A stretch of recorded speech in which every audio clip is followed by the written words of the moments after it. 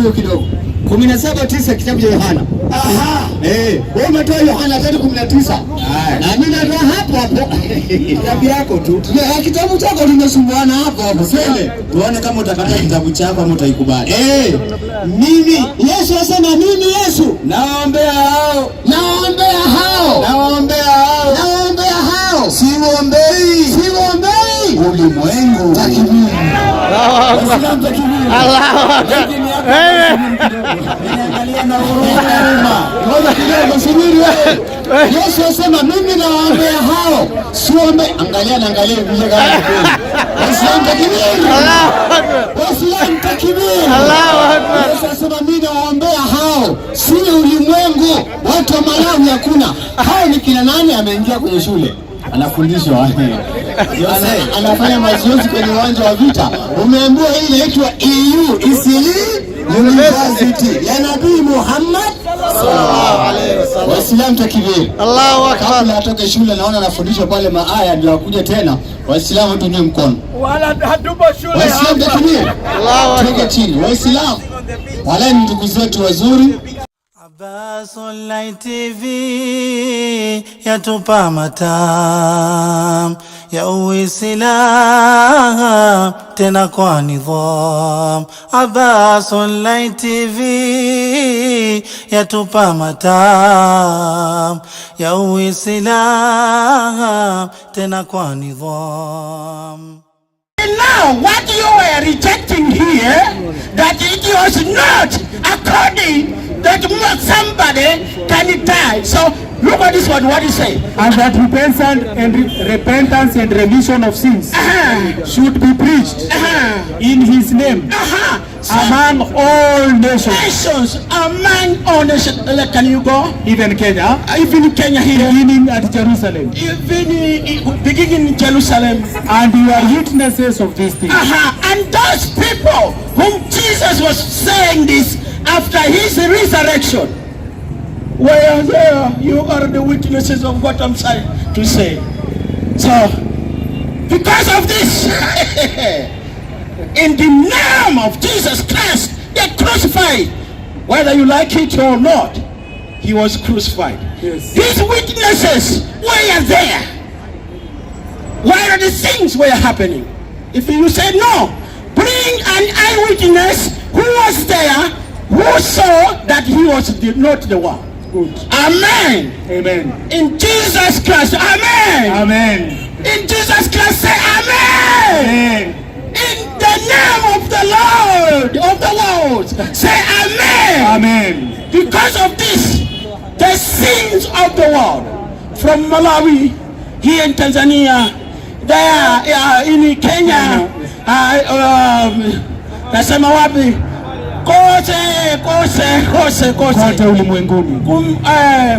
Mbechete pachiao kumangwe tusatiki. Jola jwali mwalimu, jwachi walimu wosopevene. Jola jwa wile. Walisira pasaraba. Walisijise ni wajimwiche. Hallelujah. Amen. From you, and you have confessed that Jesus is never told a lie. And here is a testimony from Jesus talking about crucifixion. John chapter 10, verse number 14. He says, I am the good shepherd, and I know my sheep, and I know of mine. And now, furthermore on verse number 18, he says, no man takes it from me, but I lay it down of myself. I have power to lay it down, and I have power to take it again. This commandment I have received of my Father. And in your own mouth you have said Jesus never said a lie. So Jesus is told us about. You asked me about in the Quran. In the Quran he has never talked about lies. Maybe in the Bible we can prove it. Pastor Ines, now you are mixing me. I was still in the same crucifixion, and I wanted to prove the point of the Quran. No. Because the Quran is saying, listen, the Quran is saying. Let me know your name. My name is Salim Deda. Salim Deda. Yeah. Okay. You are the one who is distorting. I'm not distorting something. We must look for something that is authentic. Listen, the topic here is not about authenticity. It is. You cannot believe something lies, something that was written after many years after the ascension of Jesus to heaven. If you want to, because all those people you mentioned, Matthew, Mark, Luke, and John, they were not there during the time of Jesus. Oh, have we went and read it now? Did we not read them? Now can you read for me, Mark, Luke 1:1? Luke 1:1. Can you just read it for yourself? Read it for yourself. Luke 1:1. I don't. My point, my dear brother Muslims and my dear brothers in humanity, the point is, I was trying to clarify the Quran. He said, someone who was there, and the revelation, someone who came 600 years, who is more authentic. Now I wanted to prove Prophet Muhammad is the one who is authentic because it was an inspiration. He was not there. This is being revealed to him by Allah subhanahu wa ta'ala, that they are boosting themselves that we killed the Messiah. And the Messiah is not an ordinary man. He was born miraculously to be a miracle to the universe. He cannot be killed by those. Let me not use that word. Luke 1:1. Luke 1:1. Since many have taken in hands to set forth, in order to declare those things, in order to declare those things which are written, which are believed among us, are believed among us. Yes, even as they are delivered. Yes, unto us, who from the beginning, yes, were eyewitnesses. Yes. And ministers of the word. Yes. It seemed good for me also. It seems good for me. This is Luke. Luke, he was not there during the time of Jesus. He was doing an investigation. Chichopefu. So he says, it seemed good for me also, having had perfect understanding. Having had a perfect understanding of all those things from the first. In another translation, after investigating, it was an investigation. This is not an inspiration. To write unto you. To write unto you. Most excellent in order. You see, he was writing to an excellency. It was not an inspiration. This is our argument.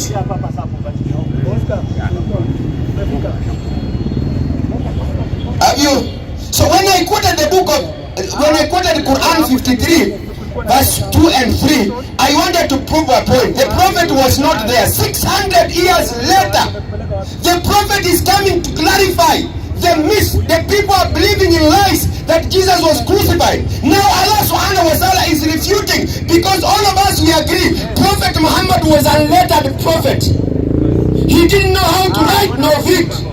But what he spoke, it was an verbally in revelation.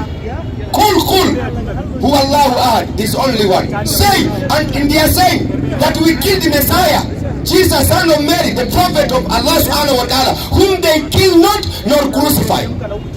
It was not according to Muhammad, it was an inspiration, which is more accurate than things that were wrote by human beings out of investigation.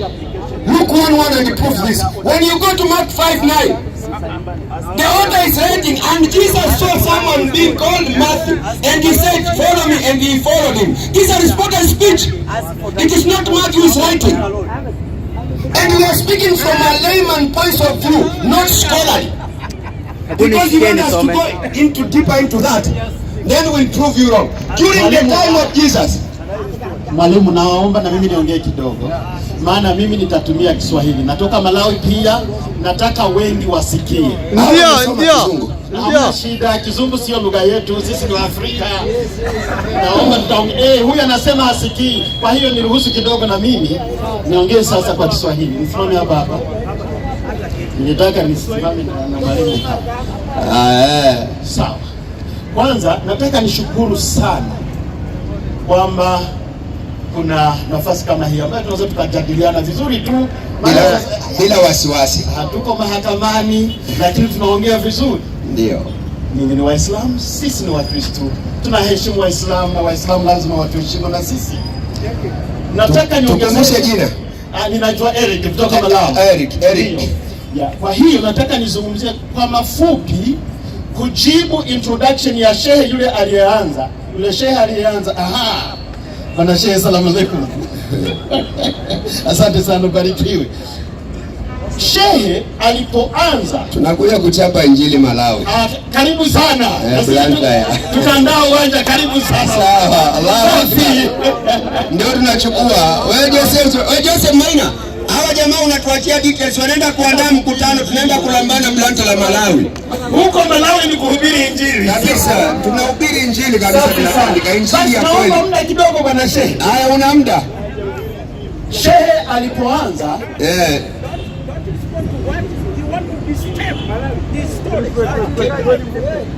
mzee pole pole bana. Jamaa wamelichomoka, ni kwenda kwa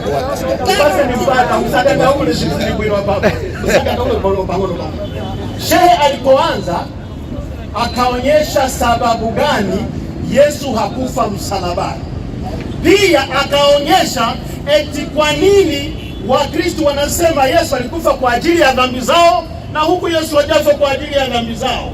Akasema kwenye Wagalatia kwamba kila mmoja atachukua mzigo wake. Sasa nataka angalau nimwangazie Shehe, maana mimi Biblia naiamini 100% kwamba ni neno la Mungu. Unaamini hivyo? Haya, na mimi ninakaa chini. Huyu alikuwa mchungaji wa Apostolic Church, New Apostolic Church. Sasa ndio wewe Mlambe, naona unanibadilisha ule kanikimbia. Kwa hiyo naomba mara moja, mzungu kanikimbia. Naomba mara moja nitoe sababu ya kifo cha Yesu kuwa ukombozi wa wanadamu, au niseme kifo cha Yesu ni kwa sababu ya dhambi zetu. Naomba nisomee mara moja Yohana 1:18. Yohana 1:18. Nikishazungumzia pale Shehe nitakupa muda wa kuongea. Mpe baki asome. Aha, Yohana Mathayo 1:18. Nikatie baki asome basi. Malawi. Mathayo 1:18. Naam. Inasema hivi. Mathayo ama Yohana 1. Mathayo 1:18. Kuzaliwa kwake Yesu Kristo. Sawa. Kulikuwa hivi. Mariamu mama yake alipokuwa ameposwa na Yusufu, kabla ya hawaja karibiana, alionekana ana mimba kwa uweza wa Roho Mtakatifu.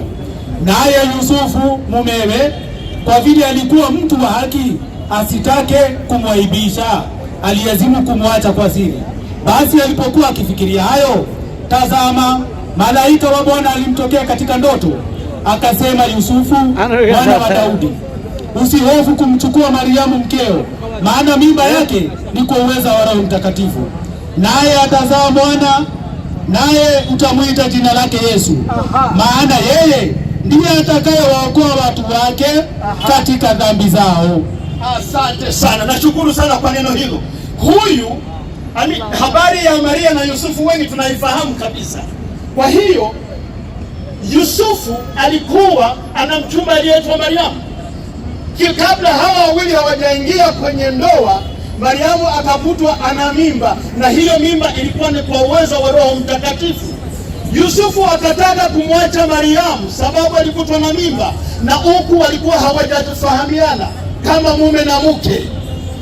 Mwenyezi Mungu akamtuma malaika kuja kwa Yusufu kwenye ndoto. Unasikia hiyo revelation? Mungu wa mbinguni anamtuma malaika kuja kwa Yusufu katika ndoto na kumwambia usimkatae Maria, sababu kile alicho nacho ni kwa nguvu ya Roho Mtakatifu, naye atamzaa mwana, utamwita Yesu. Sababu gani sasa? Maana atawaokoa watu wake kutoka kwenye dhambi zao. Yesu ambayo kwa Kigiriki wanasema Yesu Yeshua, ina maana mwokozi, anayeokoa. Maana Shehe alikuwa amesema kwamba Yesu hakufa ili kutuokoa. Yesu sababu yake ya kuja ni ili kutuokoa kutoka katika dhambi zetu. Tumemaliza. Nataka niongeze tena kidogo kuhusu ufufuko, alafu nitakupa muda. Tumalize kwanza hii ambayo umezungumzia, ni riziki, alafu ni next. Karibu. Umesema Yesu amekuja kutoka mbinguni kwa ajili ya kuokoa watu wake dhambi zao, right? Sawa. Hapo unashikanisha maji na mafuta taa, unaweka pamoja, ambaye hazikai pamoja. Kuna tofauti ya kifo, aokoe watu kupitia msalaba. na kuna kuokoa watu kupitia neno la Mungu. Kwa mfano, Matendo ya Mitume 5:31. Sikiza hiyo. Hiyo operation inaanza. Amechukua maji na mafuta taa akachanganya, asikai pamoja. Hizo vitu mbili tofauti kabisa. Twende. 5:31 inasema hivi. Naam. Mtu huyo Mungu amemtukuza kwa mkono wake wa kuume, ambaye Bwana Yesu, twende, awe mkuu na mwokozi. Tena awe ni mwokozi, awapatie Waisraeli toba na msamaha wa dhambi. Kwa hivyo wale wanakuja kusamehewa si watu wa Malawi, sio watu wa Ngoja kidogo, subiri.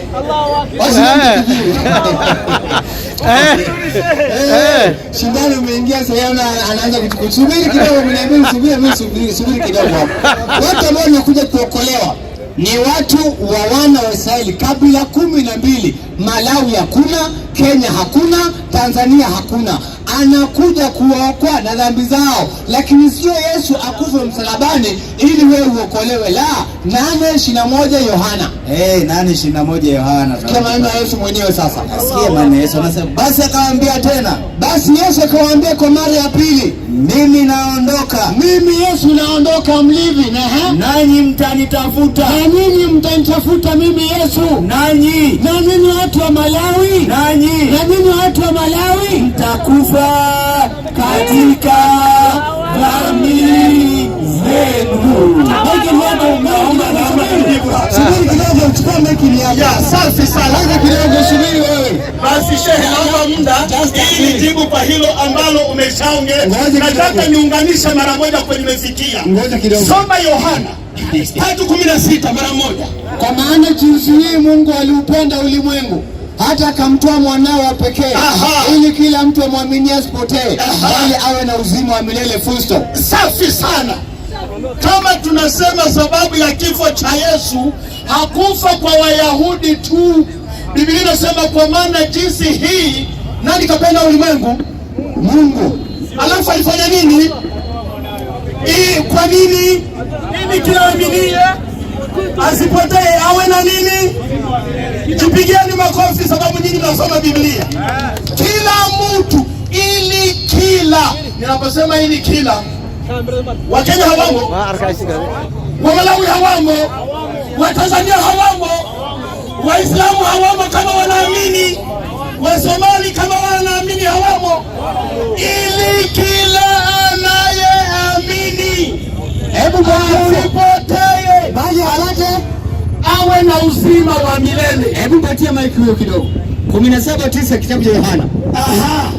Wewe umetoa Yohana 3:19. Na mimi natoa hapo. Kitabu yako tu. Kitabu chako tumesumbuana hapo. Twende tuone kama utakataa kitabu chako ama utaikubali. Mimi Yesu asema, mimi Yesu naombea hao. Siwaombei ulimwengu. Allahu Akbar. Subiri wewe. Yesu asema mimi nawaambia hao, siombe. Angalia vile gani. Waislamu takbir. Allahu Akbar. Waislamu takbir. Allahu Akbar. Yesu asema mimi nawaambia hao, si ulimwengu. Watu wa Malawi hakuna. Hao ni kina nani? Ameingia kwenye shule, anafundishwa anafanya mazoezi kwenye uwanja wa vita. Umeambiwa hii inaitwa EU Isili University ya Nabii Muhammad sallallahu alaihi wasallam. Waislamu takbir. Allahu Akbar. Kabla atoke shule naona anafundishwa pale maaya, ndio akuje tena. Waislamu tunywe mkono. Wala hatupo shule hapa. Waislamu takbir. Allahu Akbar. Tuke chini. Waislamu wale ni ndugu zetu wazuri na tumewapenda. Just a minute, tumewapenda sana. Ni watu ambao watengamvu, wanazungumza vizuri, na hii ndio imani yao, na lazima waongee imani yao na sisi tuwaelezee imani ya haki, ama sivyo Waislamu? Hadhara mbalimbali inayotupa elimu kwa mashehe mbalimbali walio wataalamu, mihadhara mbalimbali.